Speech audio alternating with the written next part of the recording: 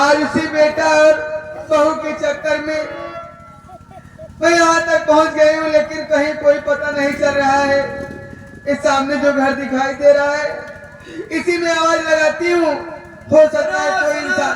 सुनो सुनो सुनो सुनो सभी ग्राम के वासियों, सूचित किया जाता है कि कल सुबह 7 बजे डाकू कर्मा की फांसी होगी, वो भी इंस्पेक्टर पर्वत के हाथों से। तो सभी ग्रामवासियों को सूचित किया जाता है कि अगर आप लोग फांसी देखना हो तो आप लोग जाकर कर्मा का फांसी देख सकते हैं। सभी ग्रामवासियों से सूचित किया जाता है कि कल सुबह 7 बजे डाकू कर्मा की फांसी की सजा होगी, वो भी इंस्पेक्टर पर्वत के हाथों से। सभी ग्रामवासियों, जितने भी सभी ग्रामवासियों से आप भी आना। ये क्या सुन रही हूँ, डाकू कर्मा सिंह की फांसी होने वाली है, वो भी पर्वत के हाथों से। पहले देखते हैं इस घर में कौन है। अरे कोई है इस घर में? अरे कोई है? माँ जी आप यहाँ, और आप रो रही हैं? बहू, और ये आपके हाथों में? बहू तू जाते वक्त कह दी थी ना कि एक दिन ऐसा समय आएगा मेरे हाथों में कोड़ हो जाएगा। आज वही दिन देखने को मिल रहा है, मेरे हाथों में कोड़ हो गया है बहू, कोड़ हो गया है। ये आ गए हमारे राम खेलावन बिल्डिंग मटेरियल वाले साहब। जिन सज्जन को बिल्डिंग का सामान लेना हो, सरिया सीमेंट बालू गिट्टी आवश्यकता हो, तो हमारे राम खेलावन भैया से संपर्क करो। इसी अतनपुर वाले रोड पे इनकी दुकान है।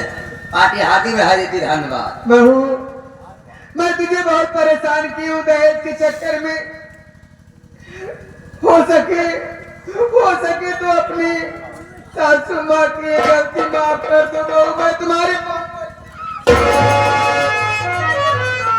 ये क्या कर रही हो माँ तुम? आखिर तुम मेरी माँ हो, मुझसे बड़ी हो, और बड़ों का हाथ उठता है तो छोटों के लिए आशीर्वाद देने के लिए, ना कि मेरा पैर छूने के लिए। माँ जी तू इतनी समझदार है बहू। ये बता बेटा पर्वत कहाँ है मेरा? माँ जी वो तो कई दिनों से ड्यूटी से घर पर ही नहीं आए, न जाने कौन सा ऐसा काम पड़ गया है उनको। घर पे नहीं है? वो तो घर पे नहीं है माँ जी। अभी कुछ देर पहले मैं मुनादी सुन रही थी सरकार की तरफ से। क्या सुना माँ जी? किसी डाकू कर्मा नाम के इंसान की फांसी होने वाली है, वो भी मेरे बेटे पर्वत कुमार के हाथों से। कर्मा नाम के डाकू की फांसी? तुझसे एक बात कहूँ बहू। क्या माँ? मेरी बात मानोगी ना? क्यों नहीं मानोगे माँ जी? ना जाने क्यों पर्वत को देखने के लिए मेरी आंखें तरस रही है बहू। अब मेरी बात मान, तू जहाँ पे पर्वत बैठा है मुझे उसके ड्यूटी तक ले आके चल। मैं पर्वत को देखना चाहती हूँ, बगैर अपने बेटे के देखे हुए मैं नहीं रह पाऊंगी बहू।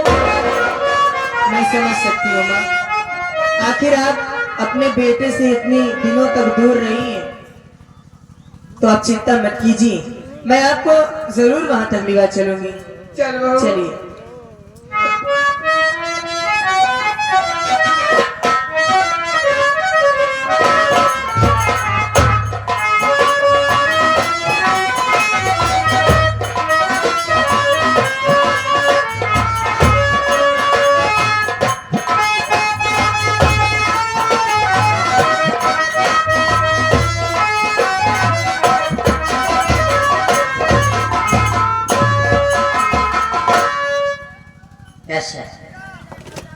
Yes sir.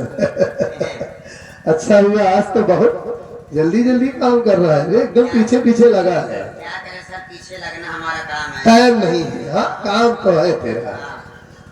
ऐसा कर, टाइम हो गया। लगा लेते हमको, हाँ? आप भी पीछे लगा लेते हमको। अरे बगले, तू तो चौकीदार नहीं, मेरा भाई है, चाहे जहाँ लग सकता है तू। ये बता, वो वक्त हो गया है, जाने दो। आज डाकू कर्मा की फांसी होना है ना, वक्त हो गया है, उसे तुरंत लेकर आओ। Okay sir. हाँ जल्दी से।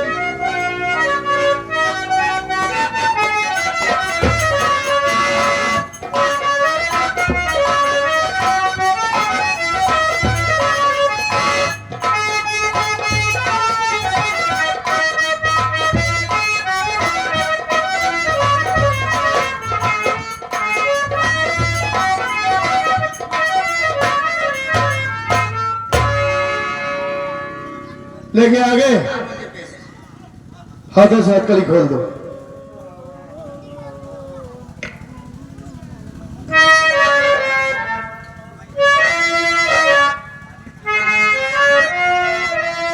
डाकू कर्मा कोर्ट से आदेश है कि आज तुम्हारी फांसी दे दिया जाए और मेरी हाथों द्वारा होगी। आज तुम इस दुनिया को छोड़कर चले जाओगे। तुम्हारी कोई आखिरी ख्वाहिश, कुछ खाना चाहते हो या किसी से मिलना चाहते हो? और एक बात मैं तुमसे जानना चाहता हूं इंसानियत के नाते, तुम रहने वाले कहाँ के हो? तुम्हारा गांव कौन सा है? तुम्हारे घर में कौन कौन लोग हैं? अगर ये सब पता मुझे बता दो, ताकि तुम्हारे मरने के बाद तुम्हारी लाश मैं तुम्हारे घर वालों के हवाले कर सकूं। कौन हो तुम? साहब, हाँ, मरते वक्त कोई इंसान झूठ नहीं बोलता, इसीलिए तो पूछ रहा हूं। मैं आपसे जो भी बताऊंगा सच बताऊंगा। बताओ। नाम कर्मा मेरा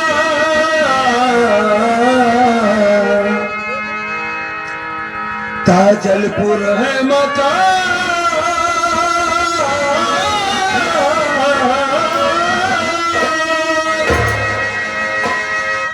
बाप का नाम बुधिराम मेरे राम,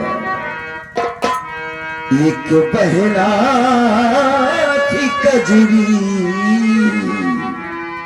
हमारी सुनो।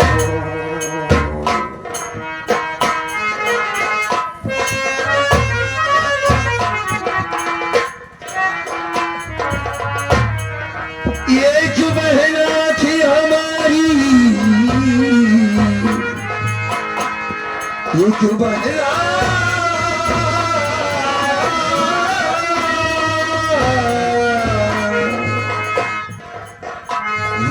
बहना थी कजरी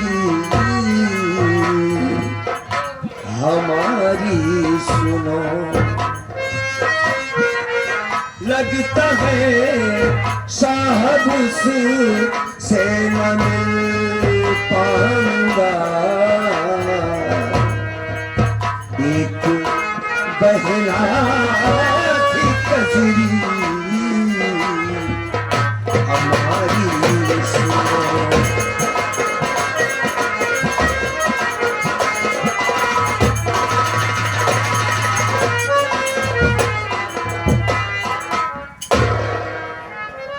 ताजलपुर का रहने वाला हूँ बाबूजी।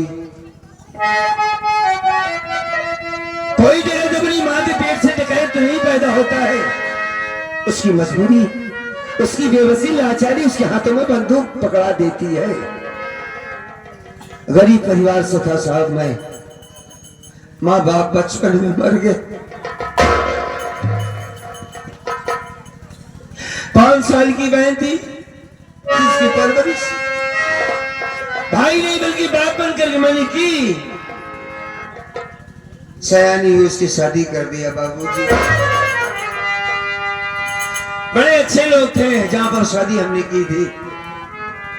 हमारी बहन ससुराल चली गई और उसके शादी में मैंने 50,000 रुपए कर्ज भी लिया था। ये गरीब आदमी 50,000 का ब्याज कैसे देता है, उससे पूछे तो मैं बताऊंगा।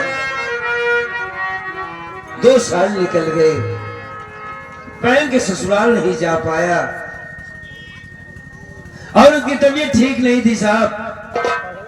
एक दिन उसके गांव गया कजरी को बुलाने के लिए, तो उसकी सास ने मुझसे 50,000 रुपए की मांग की।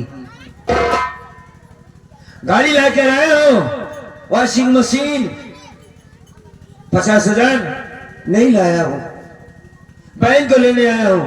बहन को तब देख सकता है, तब ले जा सकता है जब 50,000 कैश लाके मेरे हाथों में देगा तब।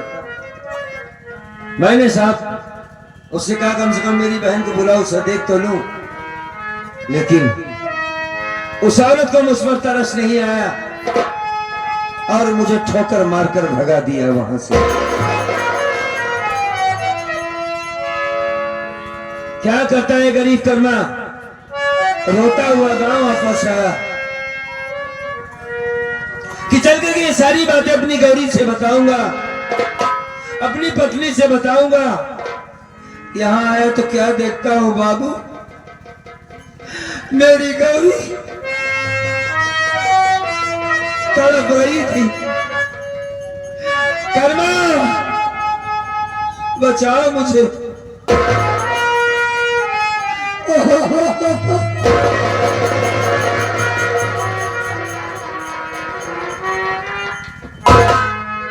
किसी ने तुझे चाकू मारा? रंजीत ओबरा ने हमारी इज्जत लूट ली। जब मैंने ये कहा ये सारी बातें कर्मा से बताऊंगा, उसने मुझे चाकू मार दिया। बेटी के पास गए थे, कैसी है तुम्हारी बहन? ठीक है, ये नहीं बताया कि मुसीबत में है। मैंने कहा पर्वत के साथ एक दिन गांव वापस आएगी। इतना कहते कहते मेरी हाथों मुझसे ने दम तोड़ दिया साहब। मर गई मेरी गौरी, उजड़ गई मेरी दुनिया।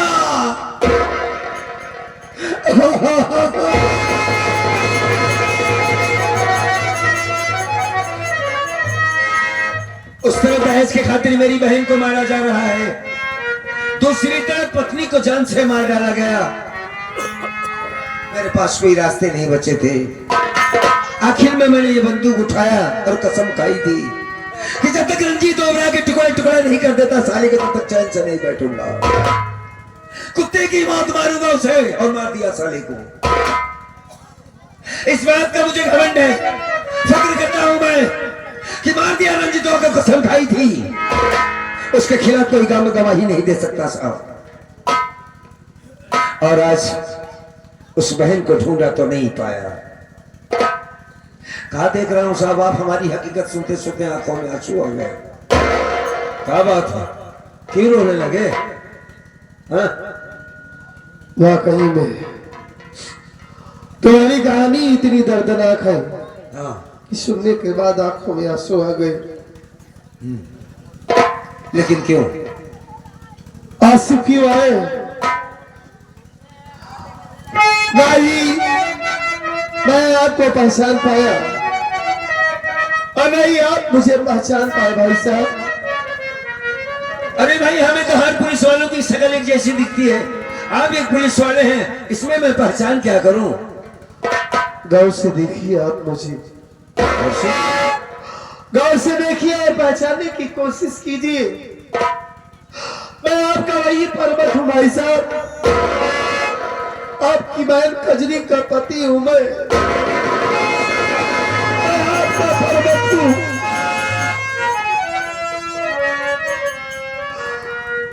आज ऊपर वाले ने आपसे मुलाकात भी करवाया तो किस मोड़ पर? जिस जादू को मैंने गोली मारा वो कर्मा भाई साहब।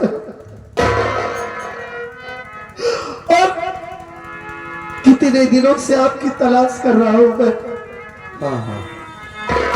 कई बार आपके गांव गया, लेकिन गांव का कोई भी व्यक्ति आपकी कहानी नहीं बताया, आपके बारे में कुछ बताया ही नहीं। कैसे कोई बताता साहब? रंजीत ओबरा के खिलाफ कोई वहां पर आवाज नहीं उठा सकता था, तो मेरा पता कौन बताएगा?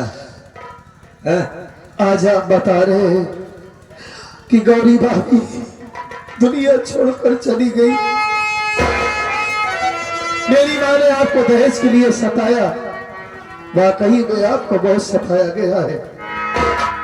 मैं तो ये जानता था कि डाकू बहुत बेदर्द, बहुत जालिम होते हैं। उनके अंदर दिल नहीं होता, पत्थर होता है।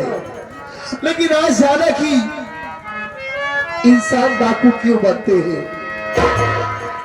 अच्छा एक बात बताओ पर्वत। भाई साहब क्या बताऊं आपसे,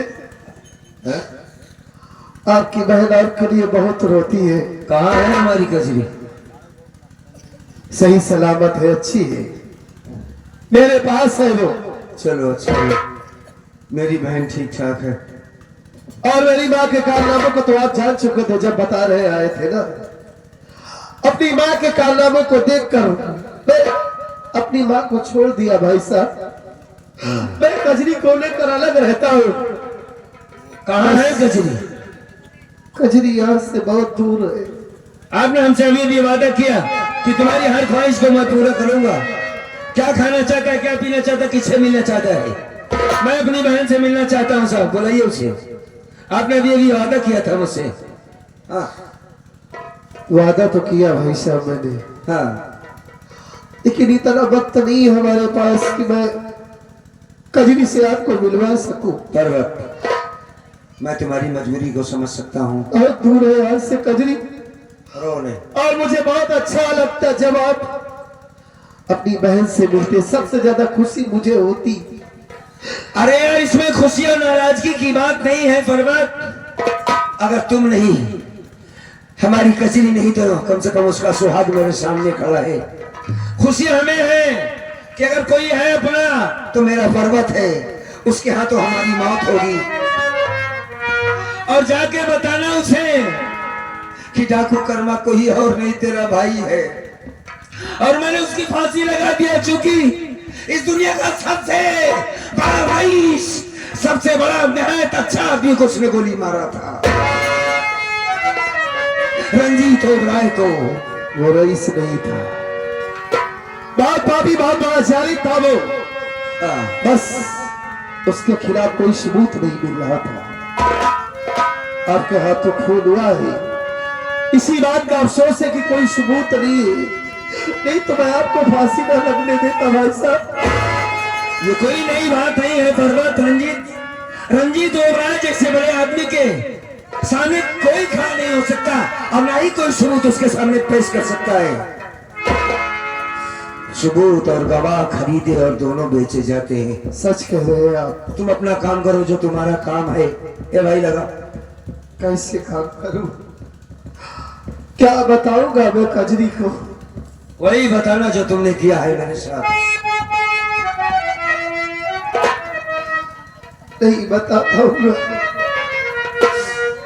चौकीदार, नंबर बोलूंगा, रस्सी खींच देना है। हाँ भाई साहब, मुझे माफ कर देना भाई साहब।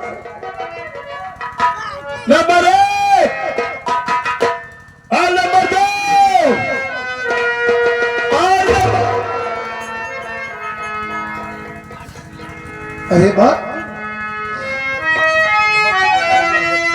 तुम अचानक यहाँ क्यों चली आई? अरे बा, यहाँ एक मुजरिम की फांसी हो रही है, आपको यहाँ नहीं आना चाहिए था। और ये क्या देख रहा हूं, आपके हाथों में कोड़ हो गया है। ये सब कैसे हो गया बा? ये कोड़ कैसे हो गया? बेटा पर्वत, तू जब पागल हो गया था बेटा, पागल होने के बाद घर छोड़ के चला गया। तेरे घर छोड़ जाने के बाद बहू को मैं घर से भगा दी। जब बहू भी घर छोड़ के चली गई, कुछ ही दिनों के बाद मेरे हाथों में कोड़ हो गया बेटा। मैं तुम दोनों को बहुत ढूंढ रही थी। ढूंढते ढूंढते मैं तेरे कमरे तक गई। वहां जाने के बाद मुझे बहू मिली और मैं सरकार के मुनादे सुन रही थी। किसी डाकू कर्मा नाम के इंसान की फांसी होने वाली है, वो भी तेरे हाथों से। बहुत कहने के बाद बहू को लिवा करके मैं तेरे पास आई, क्योंकि न जाने क्यों तुझे देखने के लिए मेरी आंखें तरस रही।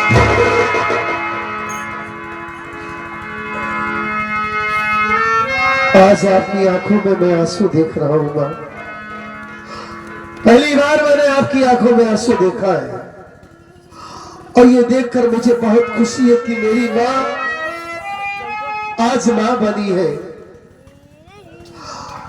और आप चिंता मत करो मां, अब जो ये सब बता रही हो मैं सब जानता हूं, आपने क्या किया क्या नहीं किया।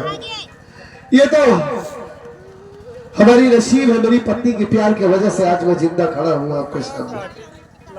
और ये जो आपके हाथों में कोड़ हो गया है, आप चाहे जैसी हैं, लेकिन हमारी माँ है आप। माँ के कदमों को नीचे स्वर्ग होता है। आपका इलाज करवाऊंगा मैं, आप ठीक हो जाएंगे। और जानती है माँ, किस कर्मा डाकू की फांसी हो रही है? अब तुमसे क्या बताऊंगा मैं, जिस कर्मा भैया को आप बार बार सताती रही, मारती रही दहेज के लिए, आज वही कर्मा भैया एक डाकू बन चुके हैं माँ। और उन्हीं कर्मा भैया की फांसी हो रही है मेरे हाथों द्वारा। ये क्या कह रहा है बेटा? ये बहुत अफसोस की बात है माँ, कि मैं आज एक भाई को एक बहन से जुदा कर रहा हूं। ये आपने बहुत अच्छा किया है, जो आप कजरी को साथ में निभा करके आई है।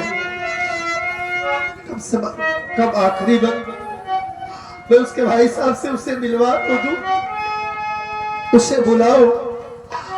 और ये मत कहना कि तेरे भाई साहब की फांसी हो रही है, बुलाओ उसे। अरे बहू, ए बहू,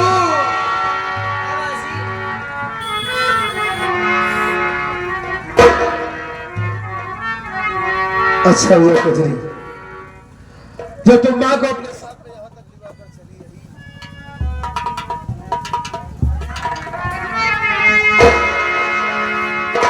जानती हो, आज यहाँ एक मुजरिम की फांसी हो रही है। और तुम तो ये सुनी हो, हुई थी ना? और तुमसे कोई मिलना चाहता है,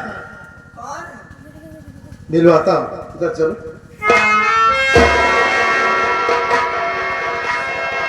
भाई साहब, हाँ कर्म, पर्वत बोलो।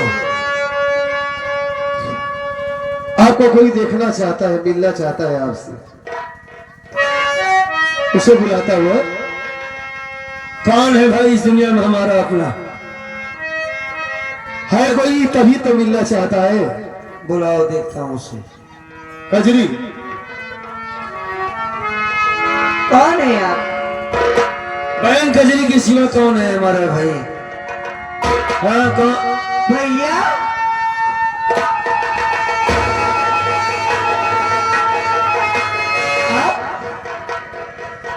आखिर इस्माइल को हम पर तरस आ ही गया। बार बार कहता था भगवान एक बार मरने से पहले मेरी बहन को मुझसे मिला दे। आज तुझे भेज दिया, मिल लिया। हाँ मैं कर्मा। कैसी है तू कजरी? मैं कैसी हूँ? ठीक है भैया, हाँ बोल। मैं तो ठीक हूँ, लेकिन आप डाकू? हाँ भाई, जो तुमने सुना है डाकू कर्मा, तो कर्मा मैं ही हूँ। नहीं, ये नहीं हो सकता। अगर आप यहाँ हैं भैया, हाँ एक डाकू के भेष में आप यहाँ हैं, तो भाभी कहाँ है? वो नहीं आई आपसे मिलने? नहीं आई। कहाँ छोड़ दिए उसको आप? अब वो इस दुनिया में नहीं है। क्या? मर गई तेरी भाभी।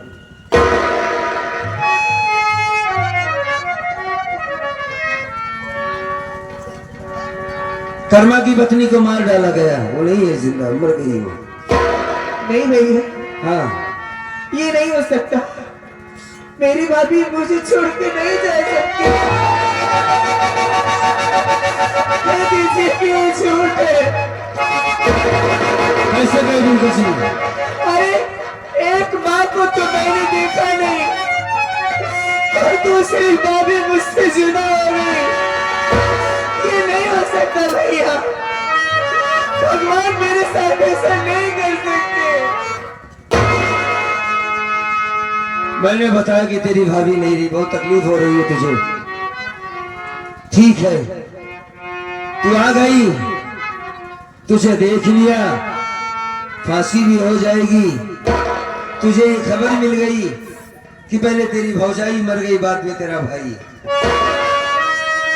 भैया आज मैं आपके सामने हूँ। हाँ, आपको अपने आपकी कजरी की याद नहीं आती थी? जब से आपने मेरी शादी किया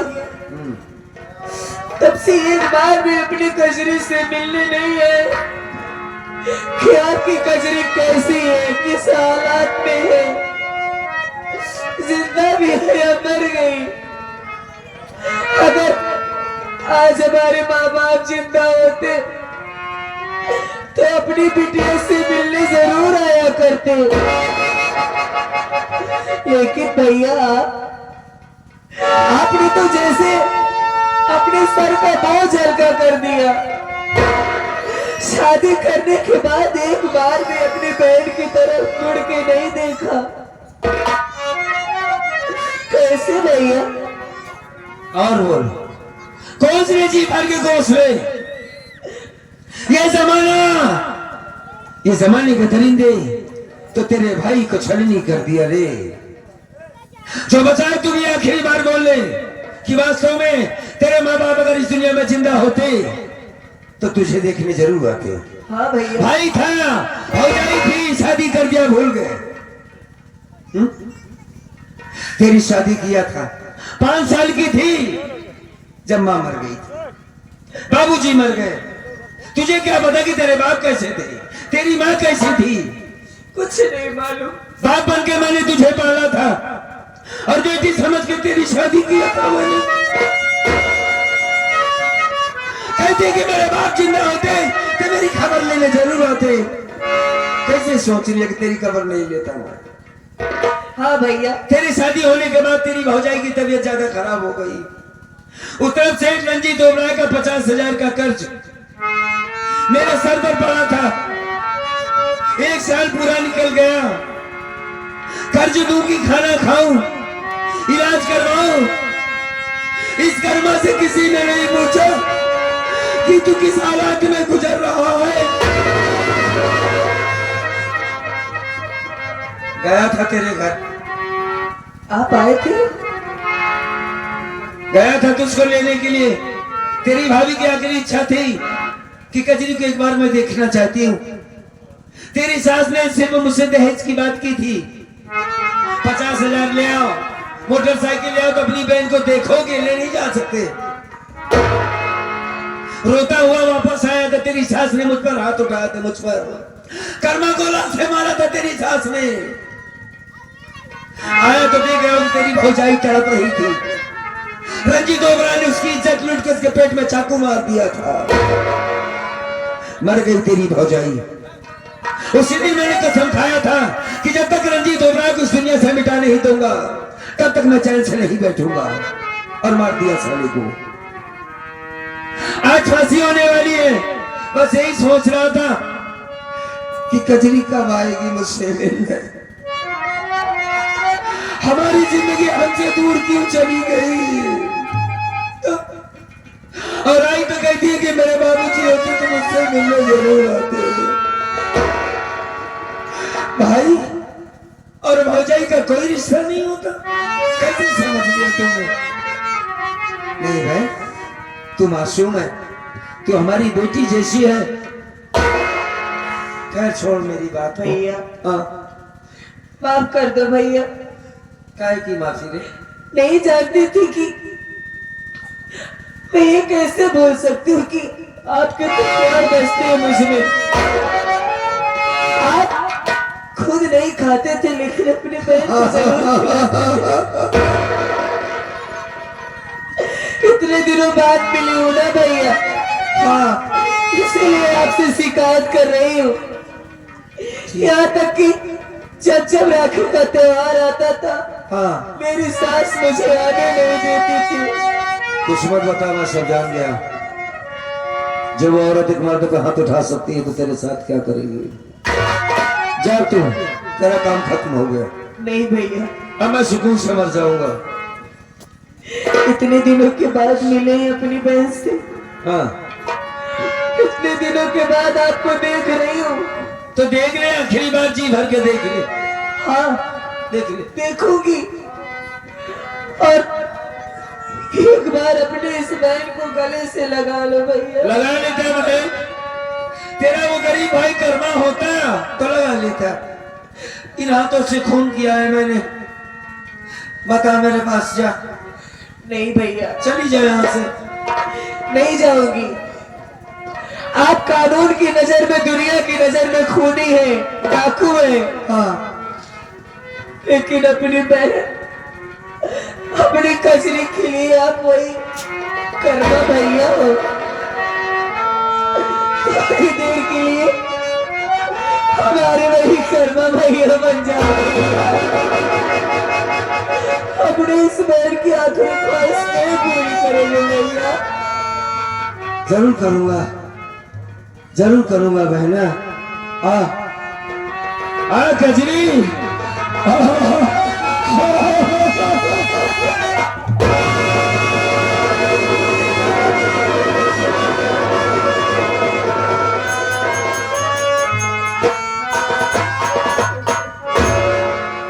चुप हो जा। देख, तेरा भाई इस वक्त नहीं रो रहा है ना। बड़े दिनों के बाद एक दूसरे से मिले कजरी। हम कितना साल गुजर गया, जब तेरी याद आए इसलिए नींद नहीं आती थी। कजरी आ गई ना, मैं जानता था मेरी कजरी आएगी।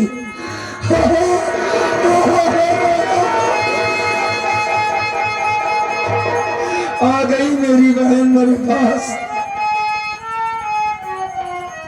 रोने उस मालिक ने इस भाई के कंधे को इसीलिए बनाया है कि जब भी बहन मुसीबत में आए तो अपने भाई के सर कंधे में, हाँ, सर को रख कर रोए, अपने दिल की भड़ास को निकाल ले। भाई इसीलिए बनाए जाते हैं बहना। ये कंधे भाई की इसीलिए बनाए गए कि जब भी बहन अपने ससुराल से आए, सताई जाए, परेशान हो, तो अपने भाई के कंधे पर रोकर अपनी हाल को बता सके। और भाई उसे सुनता है और उसका फैसला भी सुनाता है। भैया, बोल। मेरी सासू ने मुझे 2 बार जान से मारने की कोशिश की थी भैया। एक बार तो जला कर मारने की कोशिश की और दोबारा खाने में जहर देकर मारने की कोशिश की भैया। मैं जानता हूँ बहन, सब जानता हूँ मैं कि तेरे साथ क्या क्या हुआ, लेकिन तेरा पति बड़ा नेक था। समझने के बाद उससे मुलाकात हुई, वरना उसे मैं गोली मार देता। क्योंकि तो निशाने थे, या तो तेरे पति को मार देता या तो तेरी सास को। लेकिन पर्वत से मिलने के बाद ये पता चला कि उसकी माँ की दुनिया अलग है। पर्वत बड़ा नेक आदमी है, नेक बच्चा है। मेरी बात को सुनने के बाद बेचारा रो रहा था। जा बहन, अब मेरा काम आसान हो गया। ए भैया, पर्वत, हाँ, समझाना, कजरी का ख्याल रखना। हाँ, समझाऊंगा इसे, लेकिन बात रो रही है ये। हाँ, रोएगी ना, बहन ऐसी होती है भाई। बहन अपने भाई के खातिर जान दे देती है।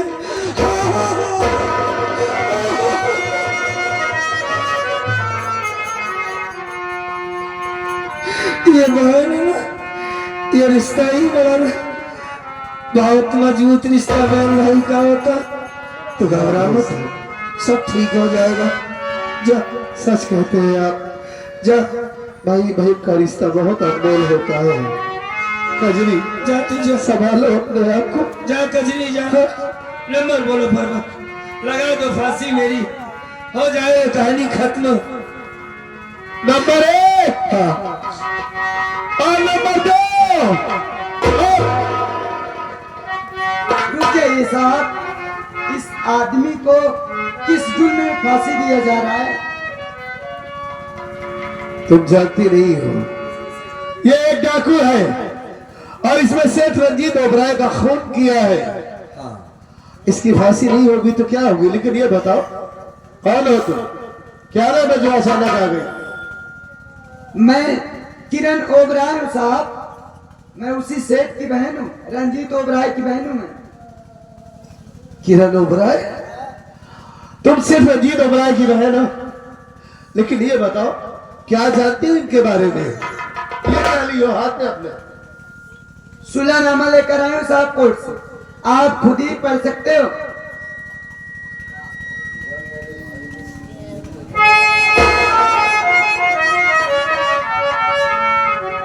ये तो वाकई में सुलहनामा का कागज लेकर आई है और इसमें साफ साफ लिखा है कि जब मेरे भाई ने उसकी पत्नी को मारा, मैंने उसे बचाने की कोशिश किया लेकिन बचा नहीं सकी।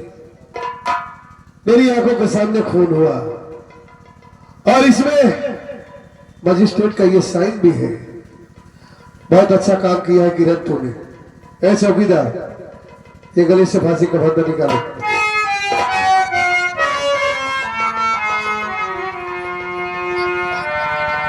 आज तुम्हारी वजह से किरण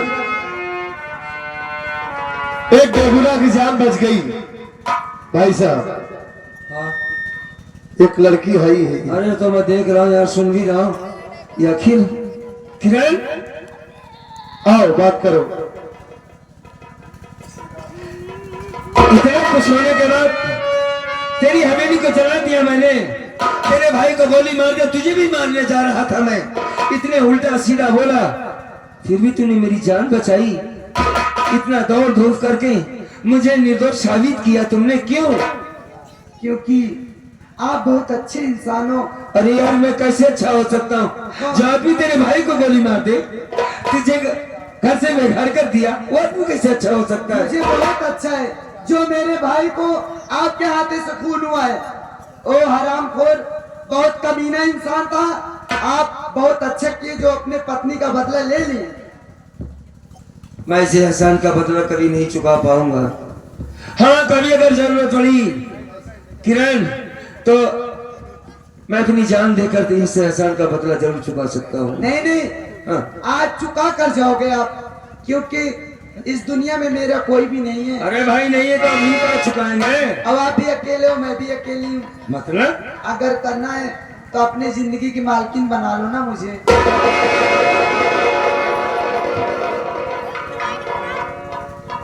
भाई साहब, यार ये कुछ पागल है काई। ये आपके घर की मालकिन बनना चाहती है, आपकी जिंदगी की मालकिन बनना चाहती है। इसका मतलब ये है कि शायद आपसे ये प्यार करती है नहीं, और शादी करना चाहती ये है। पागल लड़की है बेवकूफ है जो पागलों जैसी हरकत कर रही है। मैं अब शादी नहीं कर सकता। नहीं भाई साहब, क्यों नहीं कर सकते आप? अरे यार, ये शादी करने की उम्र होती है इंसान की, है? अब आपकी फांसी टल गई, अब आपको जेल भी नहीं जाना पड़ेगा। शादी की कोई उम्र नहीं होती है। एक मिनट किरण, अगर जिससे प्यार हो जाता है ना, तो जवान नहीं देखता, बुढ़ान नहीं देखता। अरे आप किससे कम हो राजा, आप हमारे लिए भगवान हो। क्या बात है, आपको अपने मन मंदिर में ये भगवान बना कर रखी है। अच्छा, शायद आपकी पूजा करती है। अरे पूजा करे कुछ करे यार, इससे बेहतर था फांसी हो जाती, मर जाता मैं। नहीं, लेकिन नहीं। मैं इससे शादी नहीं कर सकता कभी। ये आ गए हमारे नीलेश यादव, बिरहा गाया कलाकार। शादीदार हमारे चाचा जी 20 रुपया का आता है तो हाथ 10 उंगरू घी में पहुंच गए। फांसी से बच गया, ऊपर से मालो झटक दे, ऊपर से ऐसा नहीं वैसा नहीं। है बगल, ये माल क्या है रे? मेहरारू झटक दे है ना, हाँ। ऊपर से फांसी से बच गए। अरे झटक नहीं दिए, वो खुद प्यार करती है, इनसे शादी करना चाहती है। अच्छा, ये खुदे झटक, वो खुद राजी है। ये खुदे झटकवाई है। बहन कसी झटकवा। एक अजय तुम्हें समझाओ, समझाओ इन्हें। भैया देखो बहन, मालिक का बड़ा एहसान है कि इस लड़की ने मेरी जिंदगी बचा ली है। ठीक कह रहे हो भैया। अब मैं अपनी तरीके से दूसरी जिंदगी जीना चाहूंगा जब तक जिंदा रहूंगा। तेरी भौजाई के सिवा इस दुनिया में हमारा कोई नहीं था, तू मिल गई और कहती है कि मुझसे शादी करो तब जाके ये एहसान पूरा होगा। इससे बताओ कि कहीं अच्छा सा लड़का देखकर अपनी शादी कर ले, बाकी मेरे बारे में सोचना बंद कर दे। मैं जानती बताओ हूँ भाई। मैं जानती हूँ भैया हाँ, कि भाभी की जगह कोई दूसरी औरत नहीं ले सकती, हाँ, नहीं ले सकते। लेकिन इसने आपकी जिंदगी बचाई है तो आप इसकी जिंदगी के मालिक क्यों नहीं बन जाती भैया? आखिर कब तक आप ऐसे अपनी अकेली जिंदगी तू भी वैसे गुजारोगे? बात करे तुझे हाँ, मैं कह रही हूँ मैं आपसे किसी से बातें नहीं करना चाहता। आप मत बात करिए। किरण इधर आओ। दीदी हाँ बहुत देर दिन बाद मिले हो, एक दाई गले से लगा लो ना मुझे। किरण, तुम्हारा बहुत एहसान है मुझ पर। आज तुम्हारी वजह से मेरे भैया की फांसी रुकी, मैं अपने भैया से मिल सकती हूँ और तुम मेरे भैया से प्यार करती हो। प्यार करते हो? मैं तुमसे वादा करती हूँ कि तुम्हें अपनी भाभी में जरूर बनाऊंगी। ठीक है ना? ठीक है। क्या कहते हो आप? बड़ी अच्छी बात सही है ना? मेरी मन की बात है, आपने कह दी। भैया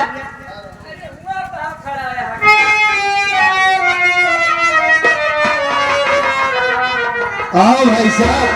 कौन एक दुल्हन हम ना जा, हम ना जा। सारे मेहरा एक तो ऐसे ही वो शर्मा रहे हैं।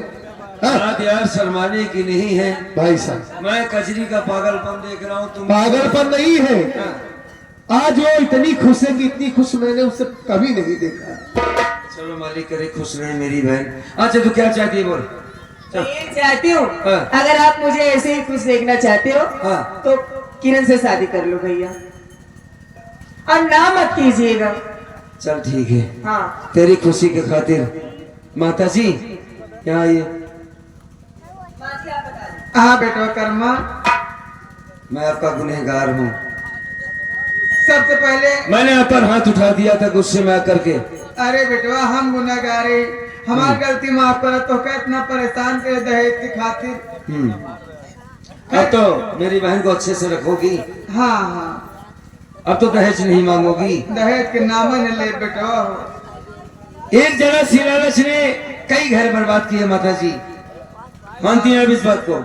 हाँ। तुम्हारे कहने का मतलब ये दहेज लेना और देना दोनों साला खराब काम है। दहेज लेना और देना दोनों पाप है।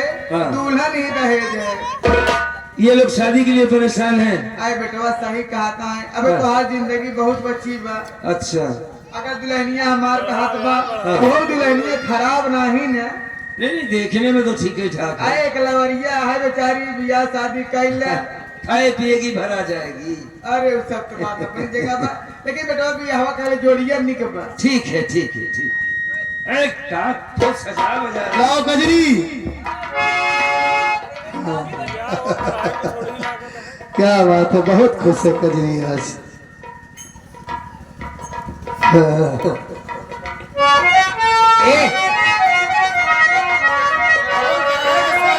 कहा वाह वो कमर पकड़ा था। अरे सदिया कौन कराएगा? हम जानत ही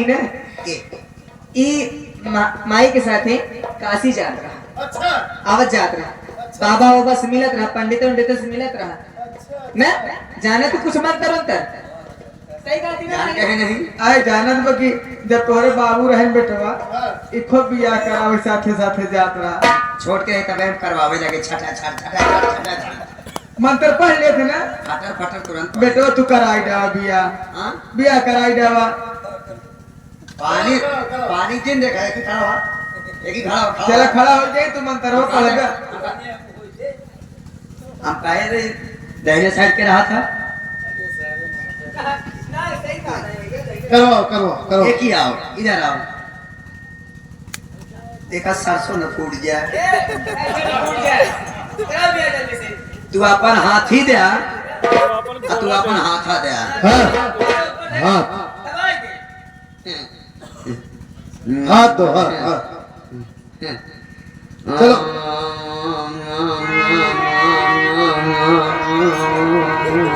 पैसा चाहिए, मिलेगा मिलेगा मिलेगा। दक्षिणा नहीं मिला तो मंत्रो फंसा। दक्षिणा दूंगा मैं। तो पढ़ा कि फसाई ले जेब में। पहले पढ़ो। पैसा लो। चलो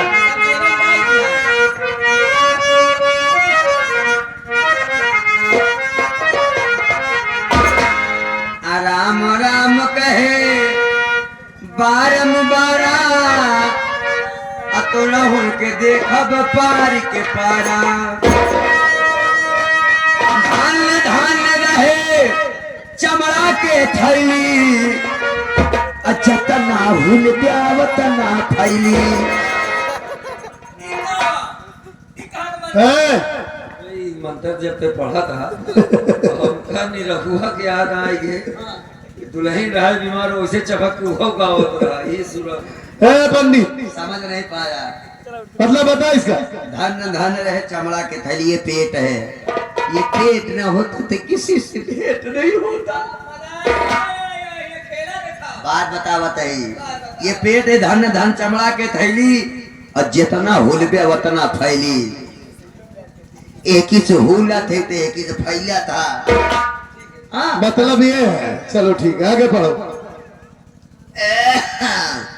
ओम कियाम कादिर रजब अली पेंटर हारून साहिल गुड्डू आजाद। सारा गौरी सारे तो इकट्ठा कर दिया। ये भी हमें पर इन्हीं सब परेशान है यहाँ है। पंडित जानता हूँ खाता पीता है जैसे वैसे सबको समझ रहा है तू। चल आगे मंत्र बोल रहे। ओम मंगलम भगवान मंगलम गौड़ा भिजु मंगलम कुंद्री भजो तनो हरि दिवा संपन्न हुआ। ओ नमो नमः गचो गचाहा दिया पटिलाल प्रेम की जय। अब कन्या बर का पाँव छुए, अब बर कन्या का पाँव छुए। पंडित छुए जल्दी। भाई साहब पाँव छुएंगे। हम कहते हैं धन निरंकार में पाँव छुए जाता है। धन निरंकार में नहीं, धन निरंकार वाले ना हो हमसे। धन निरंकार में नहीं आ तो राशन कार्ड से उनके नाम कट जाएगी। कोई दिक्कत नहीं है। ये सब क्या है? कहा था किरण के भाई तो नहीं है, कुछ देर खाए थे तो हाँ भाई यही बन गई है ना, भाई बन जा। कन्यादान कर देते। कन्यादान करते। अबे जी रो तई मौसम बनाओ दे एक चबरा मारा तो मौसम बनवे खाती बता ना बोला ऐसे तोड़ के चला जा। नहीं नहीं नहीं, नहीं, नहीं। इधर करो।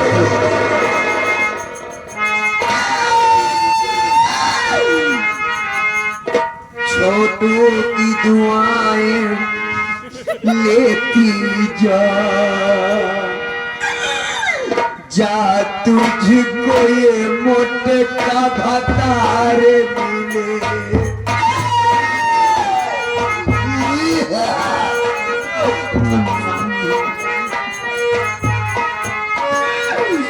मैं की कभी ना याद आए, मैं की कभी ना याद आए। ससुराल में इतनी मार मिले, गोभी की तरह तू फूल फलो, सलजम की तरह मुंह बंद रहे। खीरे की तरह फिचकुर फेंको, जा तेरा पति बीमार मिले, अगुआ पन्ना पाल मिले। भगवान करे तो आगे से शादी हो गया, एक तो हफ्ता टूटी का जिन। ये नसीहत दे रहे हो, यही दुआएं दे रहे हो। एक हफ्ता ना टिका आ गया हो। हम कहते कि हो बहन बेटिया जब विदा हो तो का 2-4 साल खातिर जाते का। अच्छा जल्दी से लेके आ।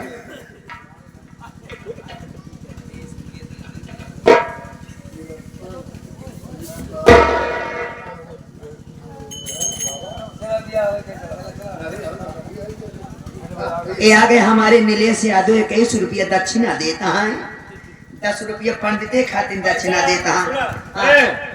सरो हम तो चलो भाई। हम कहते हैं दक्षिणा दे के तब जाने मेरा रुक जाए न देव। हाँ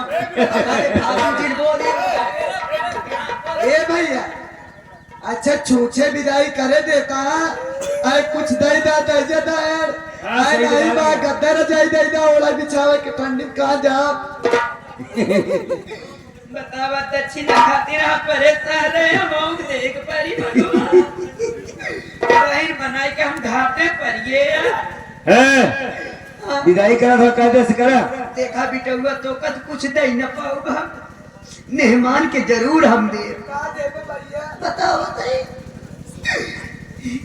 ऐसे चीज दे दे तो कुछ दिन इन कखी है कोहली है। ए भाई साहब, हाँ क्या बात है बोलो। कहते ही हाँ बिटुआ तो हमारे जाती है, हाँ अब है हमारे पास तो कुछ नहीं है। हाँ हाँ देखा मेहमान ठीक है ठीक है।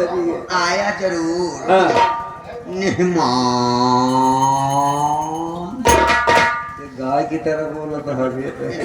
हाँ आया बोलो। जरूर। हाँ बोलो। तोहरे खातिर एक चीज जियाए ही हम, का है बे?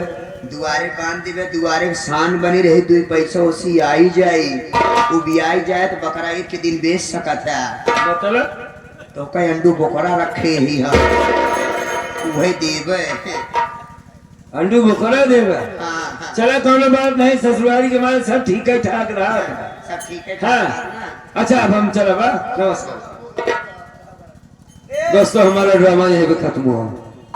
हमारी संगीत का अंत हुआ। हम कलाकारों से किसी प्रकार की कोई टूटियां हुई हो तो क्षमा चाहते हैं साथी।